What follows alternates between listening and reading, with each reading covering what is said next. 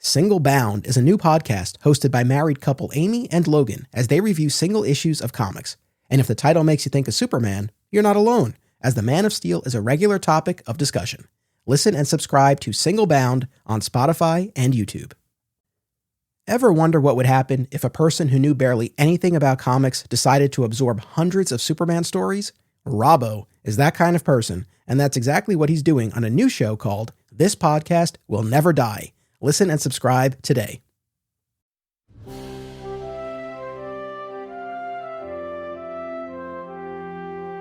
In the 1950s, George Reeves embodied the Man of Steel in Superman's first television adaptation, from its gritty black and white beginnings to the kid-friendly color years. To this day, an entire generation reveres George as their Superman, while for others, the show remains an overlooked, underrated chapter in the character's history. On this podcast, we bring everyone together as we break down each episode of Adventures of Superman, examining it within the context of the series itself, as well as the larger Superman mythology.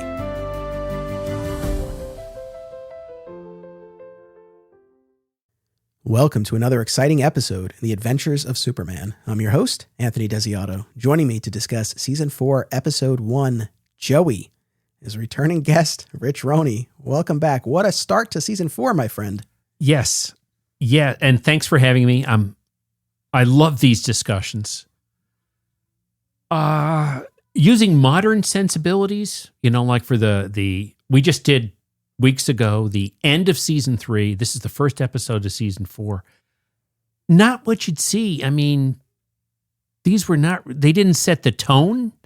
They were just kind of done in one. And they were really, you couldn't differentiate whether they were 3 or 4 or 5 season, One thing that struck me as I watched Joey, right? And I've had the privilege of discussing some other things with you. Weeks ago, we did The Bully of Dry Gulch. Then we did King for a Day. Now we did Joey. But it seems that the writers of Superman are tapping into other concurrent simultaneous shows, because I can remember as a child, there was a daily show or reruns of a show called Queen for a Day, which synced up with King for a Day. Westerns were so prominent in the 1950s. I think in 1959, the big three networks had 30 Westerns on in total. And here there was simultaneous with the Superman show, there was Lassie, Rin Tin Tin. So this Joey episode is kind of like, hey, the affinity for a beloved animal. Yeah, no, that's a great observation. So our setup for this, the Daily Planet buys a racehorse named Joey from one of Perry's old friends and his brokenhearted granddaughter. This aired on February 18th, 1956, written by David Chandler, directed by Harry Gerstad. And our guest, Janine Perreault, not Janine Pirro, but Janine Perreault as Alice, Tom London as Peter Thomas, Maurice Hugo as Luke Palmer, and Billy Nelson as Sully. So, yeah, to your point, this is definitely a very sentimental one. So whereas the start of Season 3, we had this kind of wild time travel plot. Now for the start of Season 4, we had this very sentimental story here. I did not care for this episode, man. I feel like this was a tough, I was not a big fan of King for a Day, the end of Season 3, and not a big fan of Joey at the start of Season 4. This was kind of a tough bridge here. Boy, you can see it, how I'm grimacing. You can see it in my face. I was disappointed with King for a Day, and then I was even more disappointed with Joey, right? I mean, even, again, they're trying for the wholesome, the farm, and the beloved animal. Even as I watched this, some of the things with George Reeves, it looked like even he was phoning it in. Like he couldn't wait for the episode to be over. Yeah, I mean, and I do want to be clear, because just because the episode is sentimental, that is not a fatal flaw. And in fact, there have been numerous past episodes that we have talked about, that we've celebrated, where you've had Clark and or Superman interacting with a child. I mean, Around the World with Superman at the end of Season 2 is probably the most famous instance of that. But those episodes were so heartwarming and endearing. And to see George Reeves interacting with a child is always, it's always kind of a beautiful moment. Heart. Yeah. So just because we're dealing with a young girl and we're dealing with this more sentimental type of story, that in and of itself is not my problem. But I just, the execution. Yeah, the execution is just really not compelling story, in my view, at least. No, I was disappointed. It was a slog to get through it. It was intriguing. It could have been better. The whole backdrop about the horse race and corruption and the bad guys' horses win. I know I don't mean to play the cards too early.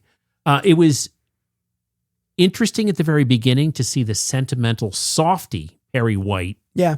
Right? Why don't I let you tee it up? Yeah. The last, I guess, big picture thing that I've been kicking around is throughout the episode, Clark displays knowledge of horses and horse behavior, and to the point that he annoys Perry later on, which we'll get to. And I just felt like it was a missed opportunity to not acknowledge Clark grew up on a farm. Bingo. Yeah. I mean, I know we know, but the audience knows, but I mean, I feel like, to my knowledge, I'm thinking of all the episodes we've done and all the ones to come that I've already, it's like, I don't know that his upbringing on a farm ever comes up again, unless I'm totally blanking. But if ever there were an episode, this was the one. This would be it. Because when Perry really chides him about, you seem to know so much about horses. You can stay here all night. Yeah. I mean, Clark could have said, well, I did grow up on a farm, Chief. Well, why was that not in anybody's head? Well, the writers never adhered really to the Superman canon. I mean, we never saw any other references to Krypton, right? But even as a child, when I was like 7 or 8 years old, I vividly remember this, and it came back to me from a memory standpoint when the horse Joey was lying down. And Jimmy goes, maybe he's sleeping. And Clark said just very factually, no, Jimmy, horses sleep standing up. They don't sleep. So he showed his knowledge. That as a child, that was an interesting factoid. I was happy to know that. It taught me something. But yeah, Perry did chide him, and this would have been a perfect opportunity. Like, I did grow up, Yeah. I mean, I don't know how much they would have elevated the episode for me, but it just felt like it was screaming to be said. and it just was not. But, all right. As we move through our episode here, young Alice is upset that her grandfather has to sell their thoroughbred, Joey, in order to save their farm. Lois and Perry observe the tearful girl when they arrive at the stable for the auction. And it turns out Perry and the owner, Pete Thomas, are old school friends, and that Perry was always popular with the pretty girls. Lois offers to take Alice shopping for a dress to cheer her up, but she declines. Once again, things are bad and Lois is thinking of clothes. It's like, hey, lady, why don't you read the frickin' room here? Does this look like a little girl? I mean, she's in her jeans. She's in her farm gear. She's crying over this horse. Do you think going out to get a fancy dress is really what's going to cheer her up? I mean, yes, for Lois, that would. Right. But where's the empathy or perspective? I wanted to bring this up when I watched this. I said, I got to make a note to tell Anthony this. But once again, there's a moment of stress, and Lois is thinking of, let's buy clothes. If only I can get that $10 raise, I can buy that new hat. Here, you know what, Alice? Let's go out. I'll buy you a pretty dress with pearl buttons or something like that. It just like, boy, you're not the Lois from season 1 that I admired. No. And look, I know that this tracks with the version of Lois in the comics at the time, right? In the Silver Age. Like, I get that, but it doesn't make me enjoy it anymore, right? And especially to your point, knowing the version of Lois that we had, it really kind of just makes this a tough pill to swallow. So yeah, that was an instance that really jumped out at me. Yeah. The business about, and I don't know how much stock to put in it, or if it was just a nice thing that Pete was saying, but yeah, about Perry being popular with the pretty girls back in school. And then later in the episode, there's a line that he has about Perry being a big joker. It's like the whole other side of Perry White. I forget that line. Yeah. I forget it's that later line. In the episode when Clark calls, because the bad guys make it seem like Pete moved to a different that's farm. right. There. And Clark calls him, Perry putting on another one of his jokes or pranks? Yeah, that Joker and Ladies Man, apparently. Yeah. It's just interesting. As later on, / atomic scientist, magician. Yeah. He's, listen. Yeah, former mayor. He took a degree in law. Right. I mean, he's the Swiss Army knife of the Superman canon. Yeah, no doubt. Perry ends up buying the horse for the Daily Planet and plans to donate Joey's winnings to charity. So I know we have to have an episode. I get why it unfolds the way it does. And by the time we get to the end of the episode, spoiler alert, Perry will give the horse back to Pete. He has a line about how the horse, he's already made back what he paid for it and was able to make a donation to charity, and now he's going to give the farm. Not going to help those poor little kids for the future. That was charity was finite. Yeah, that was finite. Yeah. But part of me is just like, why not just give the guy the horse now? I don't like, but I know we need to have an episode and all of that. But yeah, but I mean, that's our setup for this. Anything else from this opening that stood out to you? No. Fair. Okay. At the office, Clark questions Perry's decision, right? It is highly unusual for a newspaper. And Jimmy had a funny line. Yeah. Didn't he say something like, are we the only one? Or we don't want to be the only one without a horse. Have you ever been into horse racing at all in your life? I will say different times in my life on some business trips. We took a couple of business trips and there was a horse track very, very close to the office. So just to hang out with the group, I did bet. And I know that periodically my grandfather would go to the races, and he had a system for, win, place, or show and stuff like that. I've never, other than doing it 2 or 3 times, I've never been into it. Yeah, I've never been, at least not that I can recall, and it's never appealed to me. But I do remember, like when I was younger, my father and my uncle going to the track at Yonkers, Yonkers Raceway. That's the extent of my kind of experience on that front, and it's not even my own. But yes, at the office, Clark questions Perry's decision. Lois claims that Perry's heart of ice melted, while Perry counters that it will be a great promotional stunt and talks about hiring a trainer. A cautious Clark explains horse racing can be a good, clean sport, but there's liable to be a rotten apple in any barrel. Yeah, we're back to the wrestling, no holds barred. I did think about that one. It's a good, clean sport, except a few bad apples can spoil it. Where's Rom? Yeah, I know. Oh, this was an interesting beat that's not really relevant to the rest of the episode, but it was worth including and mentioning here. Lois questions why Superman chose Clark for a friend. After all, she says, Superman isn't afraid of anything, and you're afraid of everything. Right. This was one episode where Lois, there were 3 or 4 times when she was very derogatory. She got her zingers in. More so than, the typical 1 or 2 times. There seemed to be 3 or 4 instances when she took a crack at just dismissing or calling Clark a coward. Yeah. Yeah. Another strike against Lois. That's 2. Go buy a dress, I guess. You'll feel better. Good Lord. All right. Luke Palmer, meanwhile, places big bets on Rover Girl in the upcoming Jupiter Derby. Sully arrives to inform Luke about the new competition, Joey, and they decide to pay Joey a visit. In the stable, Joey won't get up, yet he responds to Alice's name.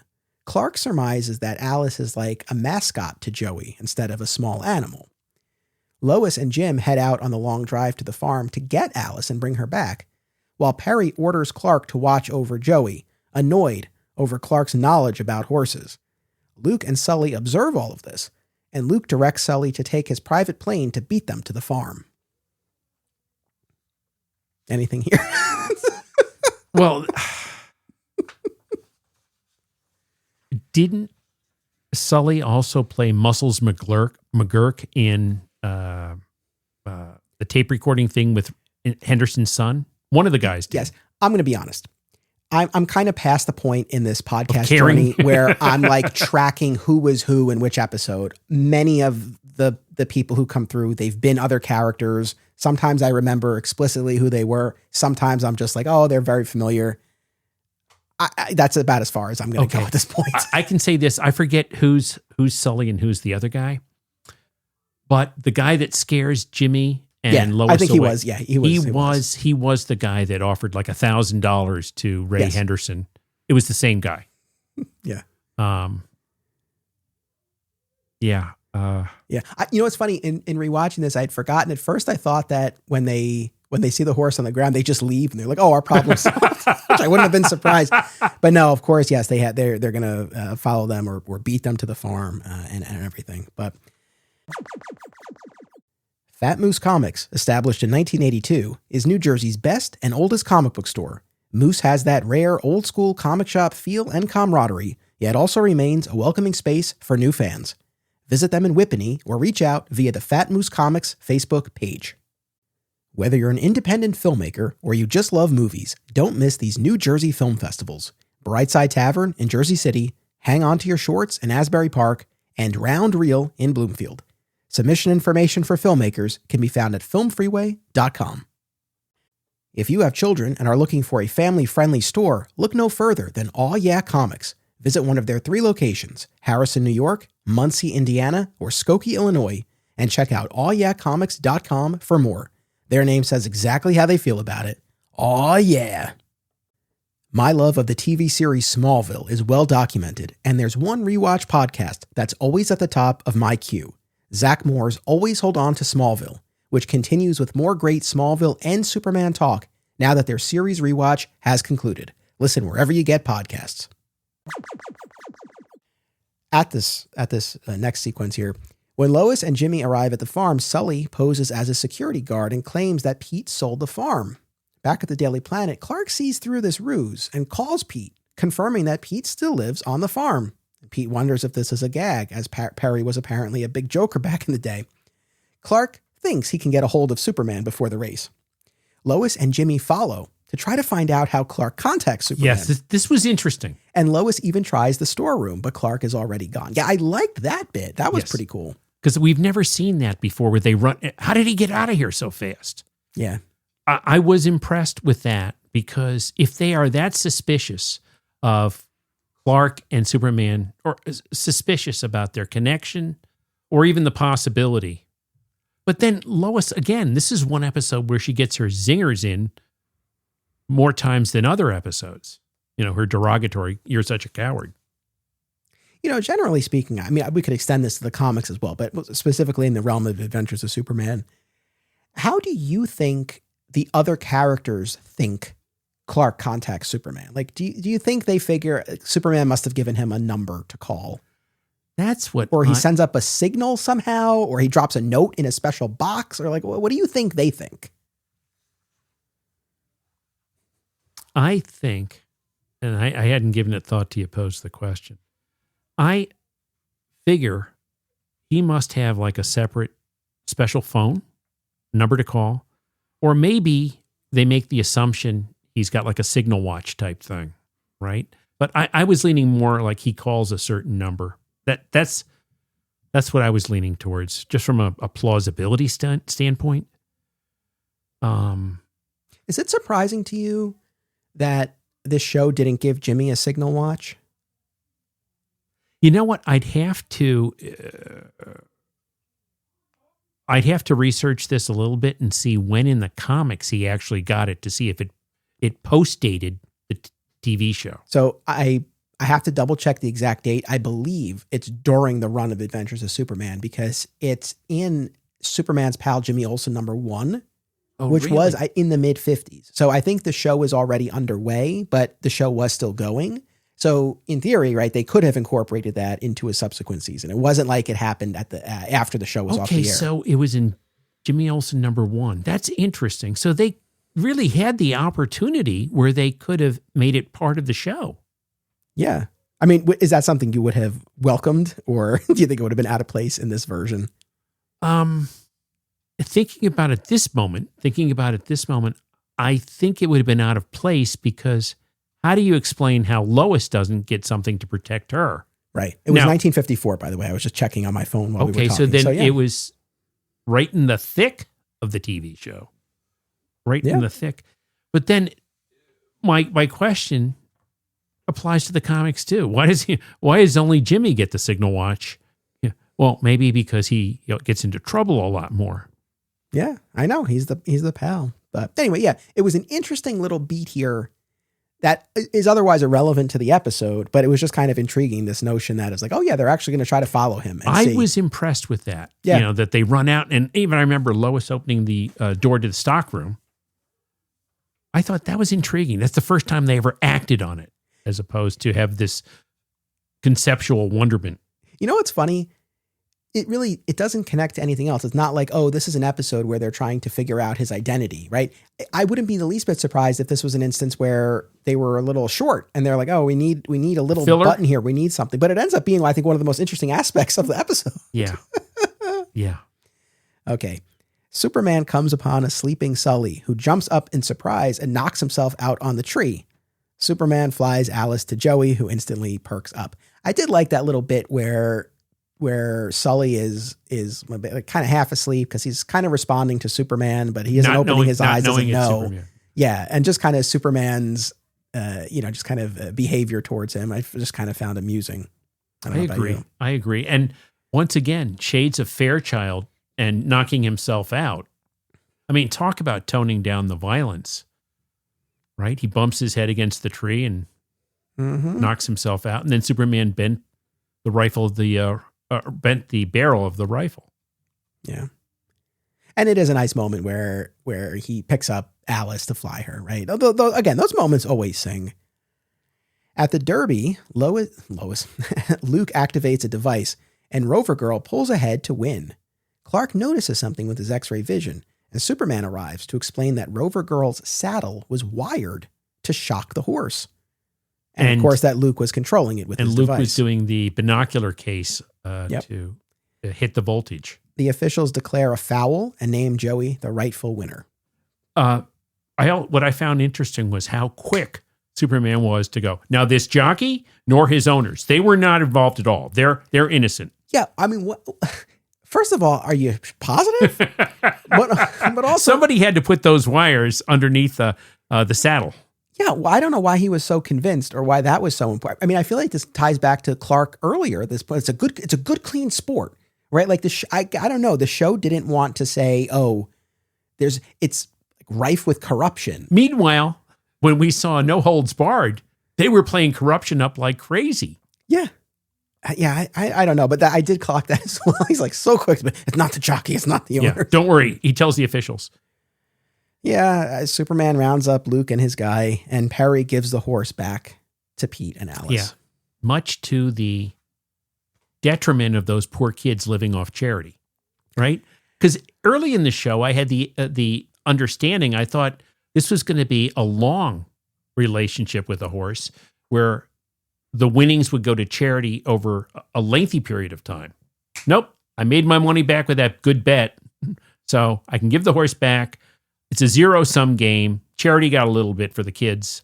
Done deal. I know. I wonder, because I really have no frame of reference, and also putting it in 1955 terms, it's like I wonder what he would have actually paid for that horse, and I wonder what type of winnings we would be looking at here. What kind of amounts? I mean, they don't say. No reference whatsoever to monetary. Yeah.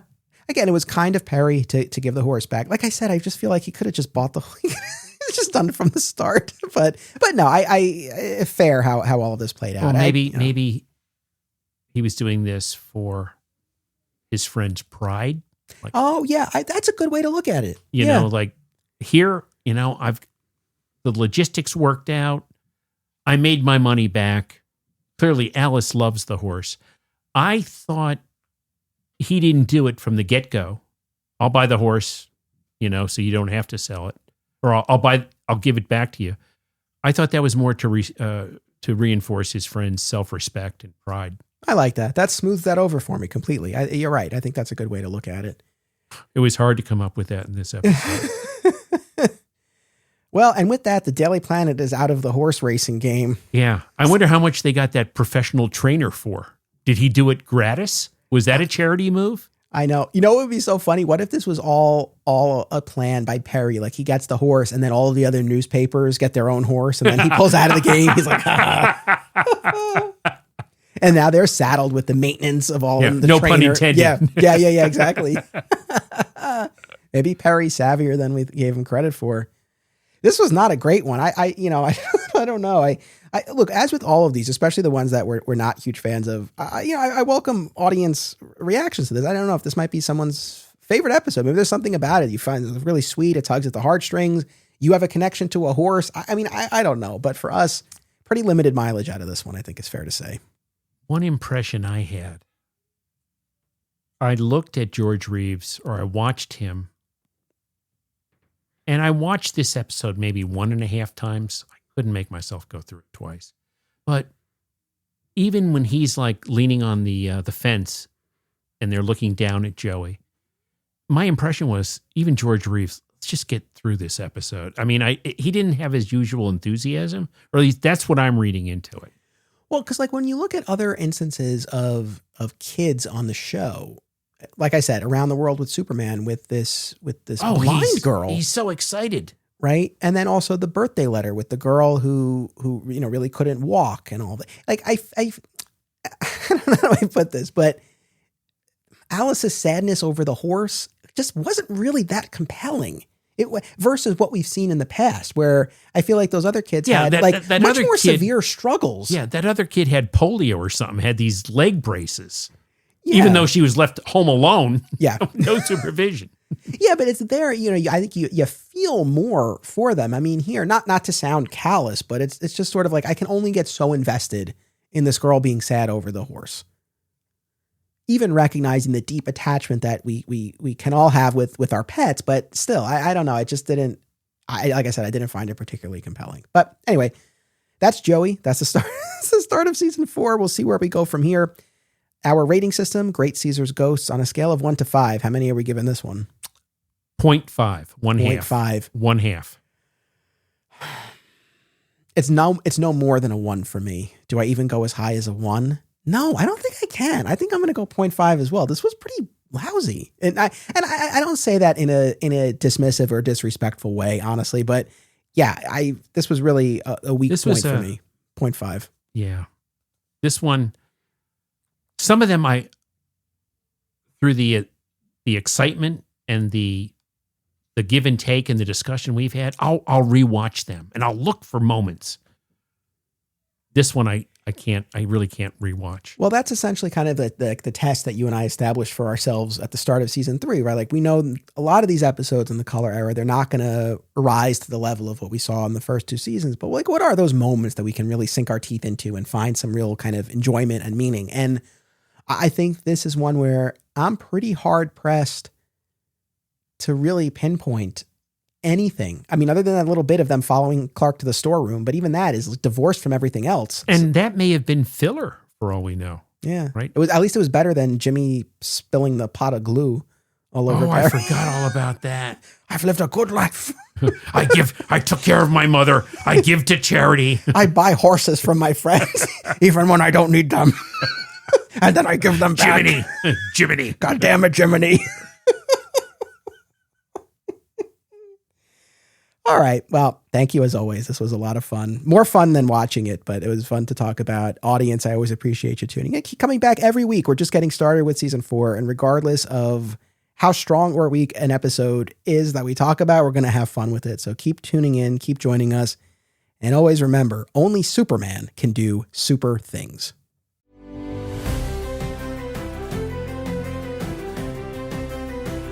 This podcast is an affiliate of BCW Supplies. The next time you need to restock on comic book bags, boards, boxes, and more, be sure to use promo code FSP to save 10% on your order.